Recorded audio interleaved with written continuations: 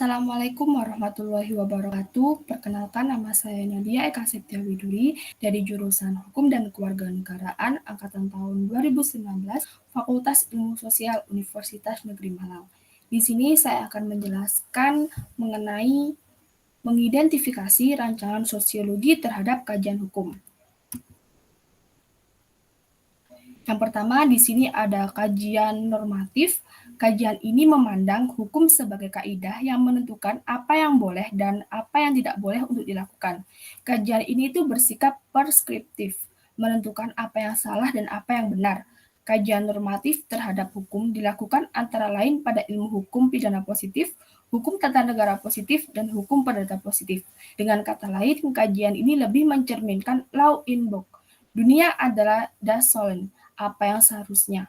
Kajian hukum normatif ini lebih ditekankan pada norma-norma yang berlaku pada saat itu atau norma yang dinyatakan dalam undang-undang. Metode yang digunakan untuk penelitian terhadap kajian ini adalah metode yuridis normatif.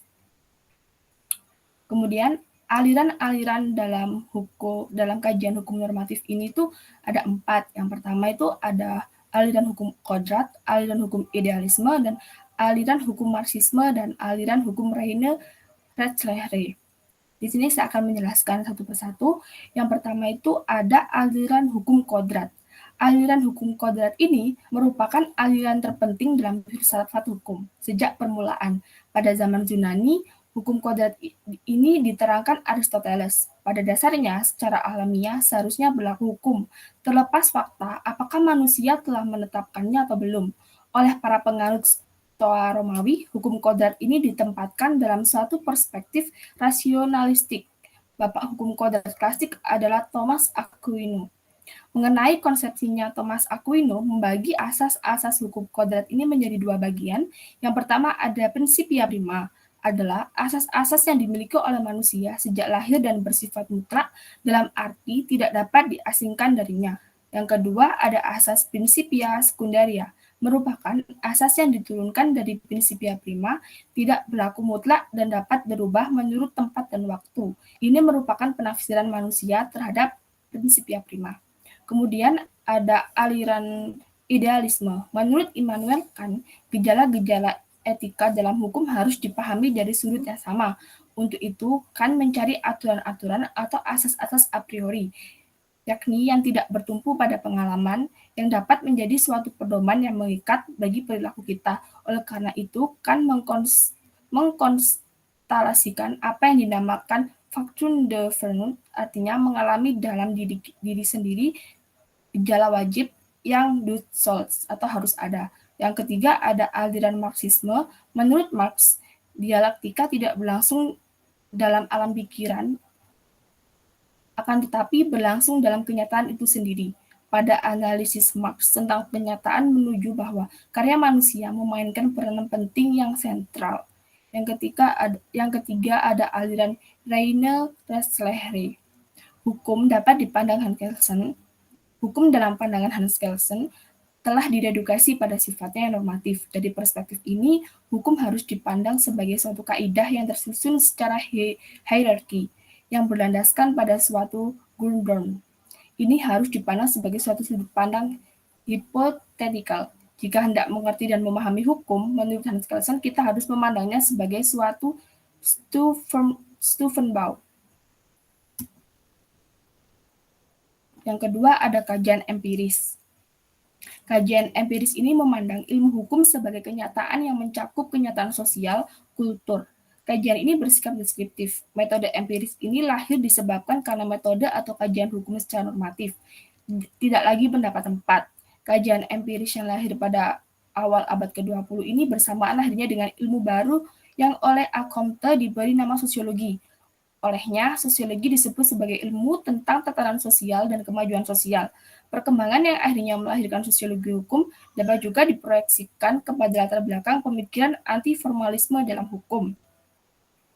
Selanjutnya, yang dijadikan objek dalam kajian sosiologi hukum itu antara lain yang pertama itu ada model kemasyarakatan. Model kemasyarakatan adalah bentuk-bentuk interaksi sosial yang terjadi dalam kehidupan bermasyarakat.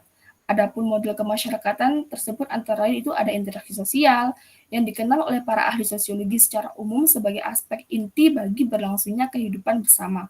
Yang kedua ada sistem sosial, yaitu yang diartikan secara umum sebagai keseluruhan elemen atau bagian-bagian yang saling tergantung satu sama lain sehingga satu kesatuan atau berkesinambungan. Yang ketiga ada perubahan sosial. Perubahan sosial ini merupakan suatu variasi dari cara-cara hidup yang telah diterima yang disebabkan baik secara perubahan-perubahan kondisi geografis, kebudayaan material, komposisi penduduk, ideologi maupun adanya difusi maupun adanya penemuan-penemuan baru dalam masyarakat tertentu. Yang kedua, objek dalam kajian sosiologi itu ada struktur sosial yang di sini ada kaidah-kaidah sosial, lembaga-lembaga kemasyarakatan, kelompok-kelompok sosial, dan lapisan-lapisan sosial. Yang terakhir itu ada perilaku atau disebut dengan behavior. Perilaku, perangkai, tabiat, adat istiadat, atau yang disebut dengan behavior ini merupakan kenyataan hukum di dalam masyarakat, sehingga terkadang apa yang dicita-citakan oleh masyarakat dalam mewujudkan kepastian hukum justru tidak sesuai dari apa yang diharapkan. Kemudian kita akan membahas mengenai menuju pendekatan sosiologi terhadap hukum. Yang pertama, abad ke-19 ditandai dengan munculnya gerakan positivisme. Positivisme pada abad tersebut menerima warisan pemikiran dari masa-masa sebelum bersifat idealis. Pendekatan hukum pada awal abad ke-19 dan awal abad ke-20 telah mulai mendekatkan diri pada hukum masyarakat. Perubahan tersebut memiliki pengaruh yang sangat penting bagi munculnya sosiologi hukum. Misalnya, industrialisasi yang berkelanjutan melontarkan persoalan sosiologinya sendiri, seperti urbanisasi dan gerakan demokrasi juga menata kembali masyarakat sesuai prinsip kehidupan demokrasi. Kemudian, sosiologi hukum merupakan suatu disiplin ilmu yang sangat mudah dan merupakan cabang sosiologi terpenting yang sampai sekarang masih dicari perumusannya. Sosiologi hukum menghadapi dua kekuatan, yakni dari kalangan para ahli hukum dan ahli sosiologi, yang terkadang keduanya bersatu untuk menggugat keabsahan sosiologi sebagai disiplin yang berdiri sendiri. Pandangan Auerbach di satu sisi dan pandangan Johnson di sisi lain sama-sama menyebabkan kegelisahan banyak ahli hukum dan ahli filsafat hukum. Yang terakhir itu, di Indonesia, perselisihan yang kurang sehat antara para ahli sosiologi di satu sisi dan ahli hukum di sisi lain telah membawa konsekuensi hilangnya kemampuan untuk melihat dan keinginan membaca realitas hukum. Akan tetapi, tak dapat dipungkiri pula bahwa realitas hukum terletak dalam realitas sosial. Sosiologi hukum yang muncul di Skandinavia dibarengi dengan perubahan yang menuju pemerintahan sosialis. Dalam bidang ekonomi, di Skandinavia dikeluarkan peraturan perundang-undangan untuk mempercepat perubahan dan munculnya negara kesejahteraan. Kebijaksanaan tersebut berbenturan dengan cara berpikir tradisional yang berorientasi liberal, berbenturan juga pada ideologi sosialis dan liberal yang sangat mendorong penelitian-penelitian hukum yang dilaksanakan pada saat itu. Yang terakhir kita di sini akan membahas mengenai pemikiran hukum sosialis. Bertolak pada pandangan praktisi hukum, telah terjadi perubahan-perubahan yang cepat semenjak Perang Dunia II. Perubahan-perubahan tersebut disebabkan oleh hal sebagai berikut. Yang pertama, profesi hukum, terutama pada pengacara. Ruang lingkup kerjanya kini yakni semakin luas. Hal itu disebabkan karena pihak-pihak memerlukan pelayanan hukum semakin membesar jumlahnya, meliputi semua lapisan masyarakat, misalnya dengan badan-badan lembaga bantuan hukum. Yang kedua di sini itu ada hukum, yang bagi kebanyakan orang tidak lebih dari sekumpulan undang-undang atau hanya merupakan suatu bidang studi yang mempelajari tentang undang-undang atau peraturan-peraturan. Kini telah dikembangkan menjadi lebih sistematis serta memiliki teknik penelitian, penelaahan, dan pemahaman yang lebih luas dan rumit.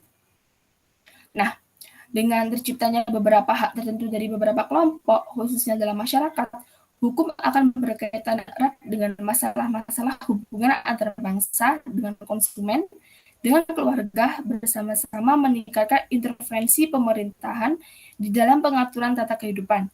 Di Indonesia sendiri diberlakukan suatu kajian sosiologis terhadap hukum karena Indonesia akan mengalami kesulitan untuk dapat memberikan penjelasan hukum yang memuaskan terhadap kemelut yang tengah terjadi di negeri ini. ilmu-ilmu sosial yang mulai dilihat dalam kerangka ajaran sosiologikal jurisprudence mulai banyak pula dimanfaatkan untuk memungkinkan usaha memperbarui dan memutakhirkan norma-norma hukum. Kajian-kajian sosiologi of law dengan metode sosialnya yang nomologis induktif kini dikembangkan dan dimanfaatkan untuk menganalisis dan memberikan jawaban tentang masalah-masalah keefektifan bekerjanya seluruh struktur institusional hukum. Dalam kajian non-doktrinal, hukum tidak lagi dikonsepsikan secara filosofi moral sebagai norma dan tidak pula secara positifisme sebagai norma, melainkan secara empiris yang teramati di dalam pengalaman. Cukup sekian yang dapat saya jelaskan. Apabila ada kekurangan, mohon maaf. Terima kasih. Wassalamualaikum warahmatullahi wabarakatuh.